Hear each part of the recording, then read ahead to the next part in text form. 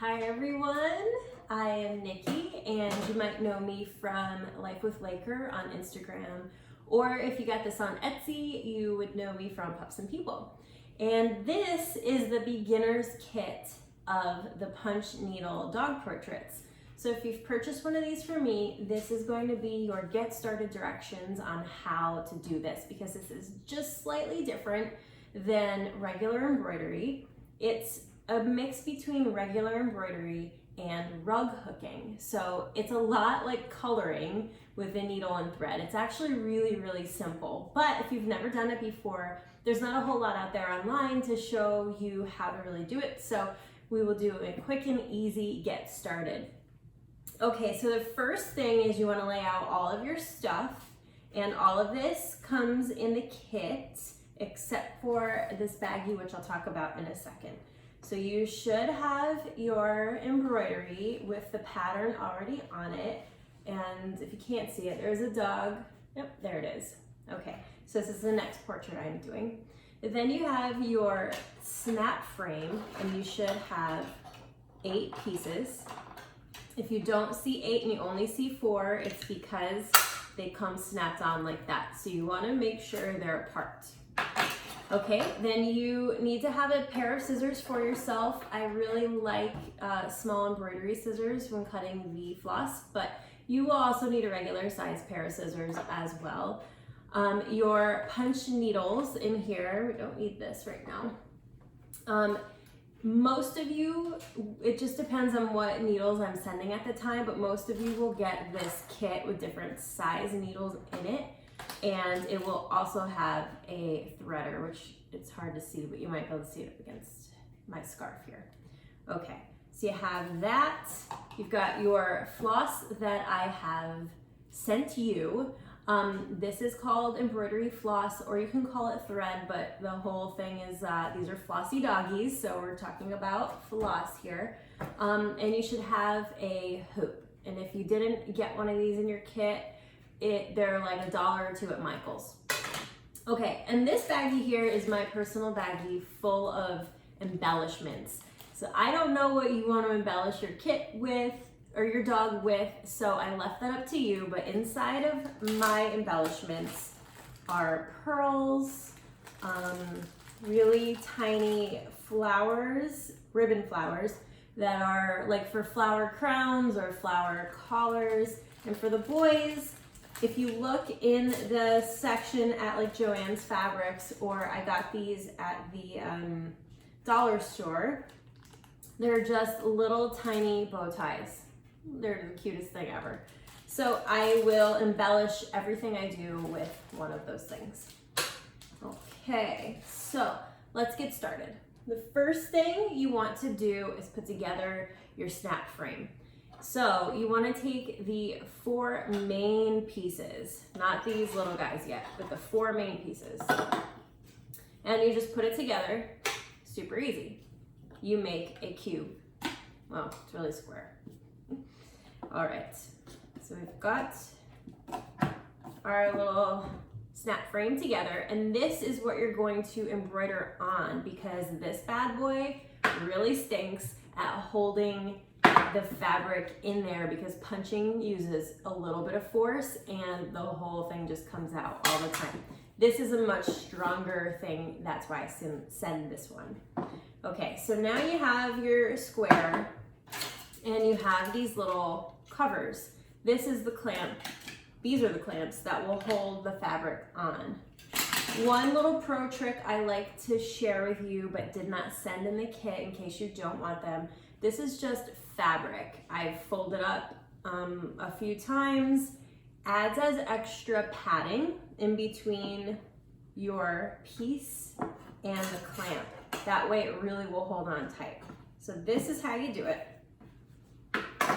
You lay face up your pattern that's already printed on your fabric, and then you want to center it. Doesn't have to be perfect. Okay, and then I place down a piece of extra fabric, and then I clamp it on. See? Super easy. The trick here is you want this to be stretched as tight as humanly possible without breaking anything. Because the looser it is, the harder it is to punch, and also your embroidery pattern will be skewed and distorted. So I drew it on here stretched, so you want to stretch it as much as possible. Now this fabric I sent you, if you got the floss kit and not the yarn kit, this fabric is stretched only one way. It's only one way stretchy. So it stretches this way, but it does not stretch this way. So this, you're just gonna do as best you can. Doesn't stretch much, but it'll stretch a little. And snap it on. Okay, it's easy. Then just do it with the stretchy side. Hold one side down first so you don't have it uneven. Pull. And clamp. That's it, one more side. This one's the easiest. Pull, pull, pull. Stick your little fabric buffer on if you want. And snap on. And you're ready to get started. Okay, so this is pretty tight. This is drum tight. If you touch it, and it sounds and feels more like a drum, then you got it. If you don't, just twist the sides and make it even tighter. Cool. Okay, let's see. Next part is threading your needle, and I'm gonna come around so that you'll be able to see it better.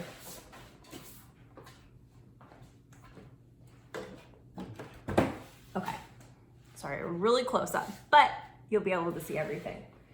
Okay, in most of your boxes, you will have several different size needle tops. You want the one that says 16. This is the one that will be able to take the entire 6 strands, because believe it or not, this piece of floss, there's actually 6 strands inside this one piece.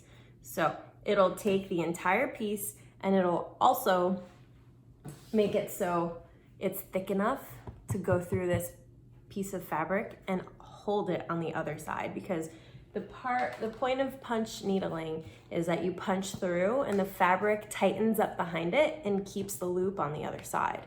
So you can choose which side you want to be the front.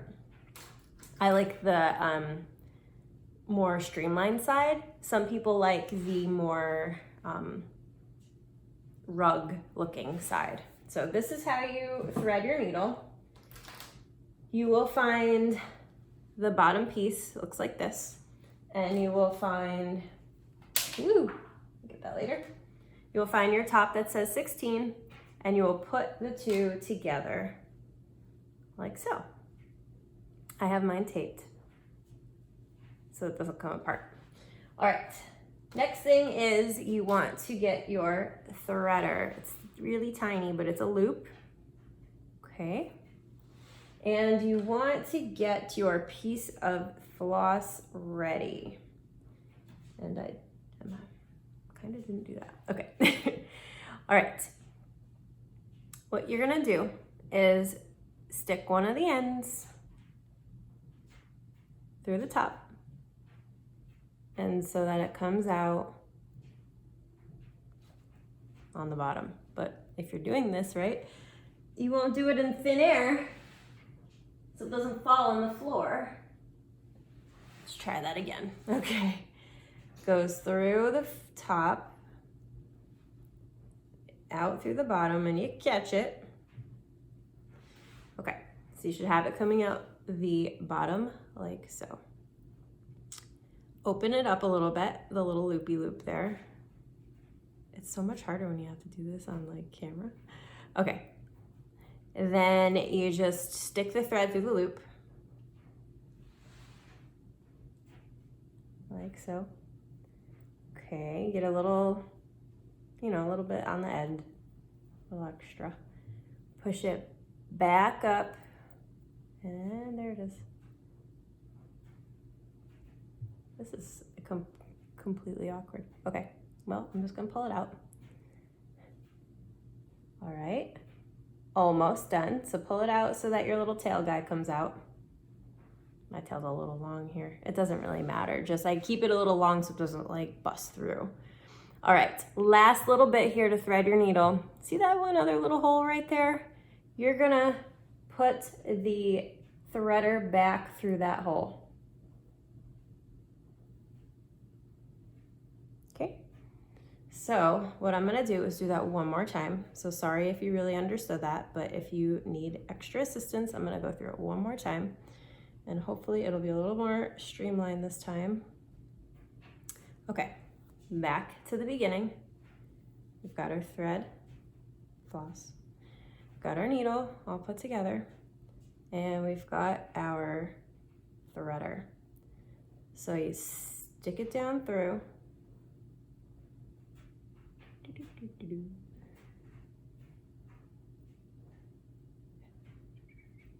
Pull it out the bottom. It's hard to do this high up. Like, hold on. Okay, there's your loop. Put the thread through. Get a little tail going. Cool. All right. Stick it back out through the top. Pull it out. Uh-oh. I think oh, here we go. Okay. Pull it through. Get your little tail out. Go through that hole from the front, which is the like scooped side, and pull it through. Now you're ready to get started. All right. So we pull, take your little doohickey out. This is seriously silly when I'm trying to do this on camera. Okay. So now you want to make sure everything is free flowing. The bane of your existence when you're first getting started is going to be the knot that happens here, because any little tension on the end of your thread and your floss will pull out your loops, and it's like the most annoying, but you'll get the hang of it. You just want to make sure before you get started, there's none of this happening, and that it's like on your lap, like super loose like this. And so when you're punching, it just comes out. But a lot of the times I will accidentally like sandwich the two in between my body and my painting, and it'll just pull it out. It's annoying, but you can always redo it. It's not a big deal. Okay, so I'm gonna work like this because I don't have time to sit here and just like unknot this whole thing. So I will show you really quick how to do this, and you'll be ready to rock and roll pretty soon. Okay, so on yours, you'll have a map that'll tell you which number thread goes where. So that number is found here on the floss itself. So if I say put 3865 on the nose, look for the number here and use that floss. Okay, that'll be on like your little map on the side. So to get started, I'm gonna try to do this like this, even though this is like kind of hard. You wanna make sure whatever's on the other side, you've got enough room, because you will stab yourself and it hurts. So don't put this directly on your lap. Put a pillow in between, or like I was doing before, I like to hold it like up against my body, and on the end here, probably lower, but so you can see, I'll do it way up here, and you punch up here so there's nothing here, okay? Because that'll really hurt. Especially if you're using this with your kids, make sure they're set up for success by putting it up against the table and not on their bodies. Okay. So I'll do a couple. What I like to do is outline the parts. So this is just like coloring, but you're using a punching motion. And see how my finger is covering the thread? That'll make a nightmare. You really gotta hold it like this so that the thread is free flowing. Don't want to clamp it down, or it'll either come out the end or your knots will come out. So it's just annoying. Okay, so I forgot which piece is which here, but that's okay, I'll redraw it. I'll do another one. All right, so what you do is you stick it right on the line, and you punch through. See? It's like popping bubble wrap. It's really cool. On your first stitch, you're just gonna wanna pull it out so your tail's hanging out. Give it a little tug there, so it's just a little bit. You don't waste your floss. And literally, you pull it out, but not all the way. You just pull it out so that the needle tip is touching the fabric. If you pull it out like this, see, the whole thing comes out. Punch it back through. Pull out your knot, or your floss, and pull it out a little bit.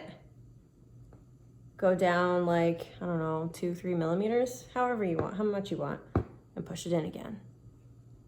Okay, pull it out just a touch.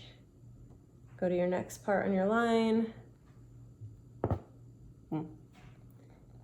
Good, pull it out just a little bit, follow your line, pull it forward, in.